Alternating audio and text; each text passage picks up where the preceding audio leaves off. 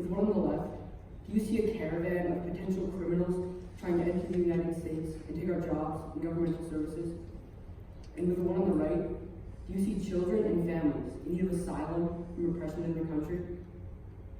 My family and I were talking about the southern border a couple of weeks ago, and I started to wonder about the caravan coming to the United States.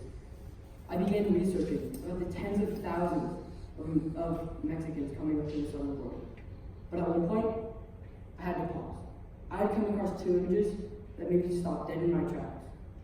These two images show image bias towards different sides of the issue. One image shows the intimidating scale of the caravan, which some people could be scared to death of. The other image, of a little girl with her head in between the thick, cold metal bars of a fence, will form an emotional connection to the people who feel sorry for the migrants. This showed me that different images on the same topic can create extremely different reactions in someone's brain. People will remember the photo that best suits their beliefs. This led me to recognize that images can create lasting ideas. Not only that, but images create emotion. If only one of these images were released to the world, people would not get a chance to feel hatred or to feel sorrow towards these people.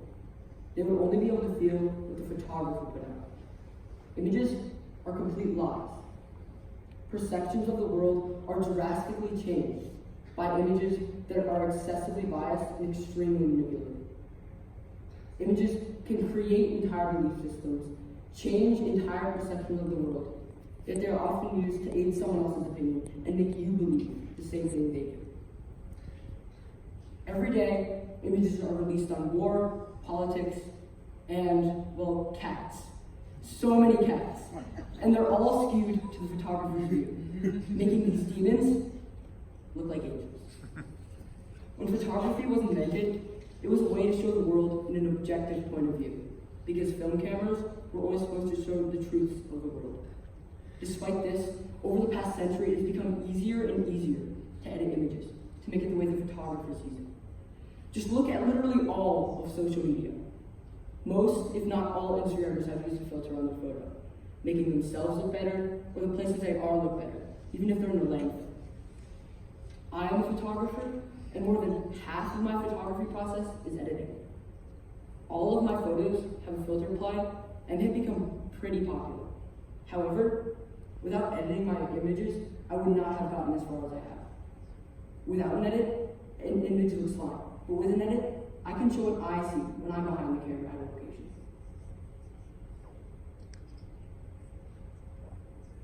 This is exactly what most, if not all, photographers do. Edit. It changes the scene of a photo, making it look better even if it's deceiving.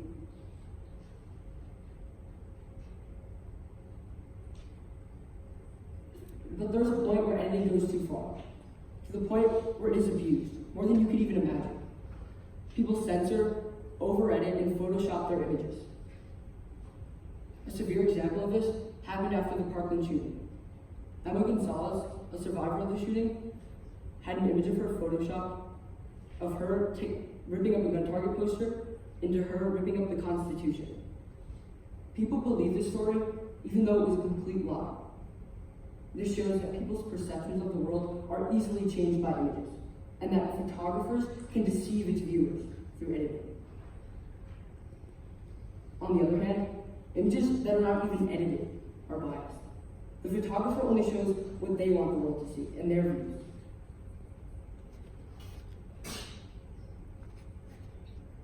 For example, I searched up a very broad topic, powerful images. My Google feed was bombarded with images of war, politics, and there were thousands of articles.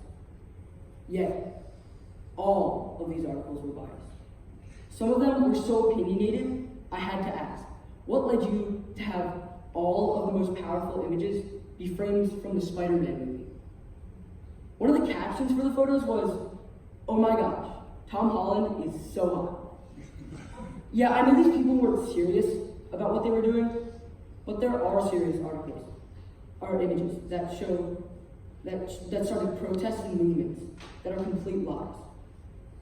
For example, an image of an African American man getting attacked in Birmingham in 1963 by a police dog is all lies.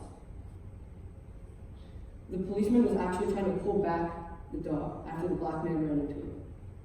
This photo was published in newspapers and magazines, but is completely fake. The photographer's intent was to deceive in order to help his side of the issue, which I'm sure we'd all agree. Photographers can deceive their viewers because of their biased opinions.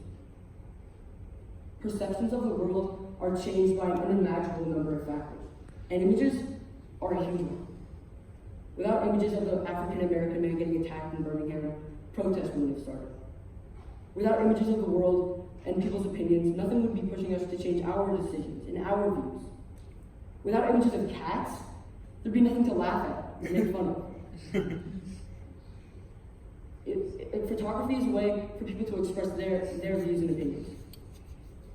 Even though images are biased and probably Photoshopped nowadays, we can still scroll through the internet, but now know that images can be deceiving. So next time you see a photo, look at its purpose. Is it trying to express something about the person who took it? Or is it trying to change something about the person seeing it? Thank you.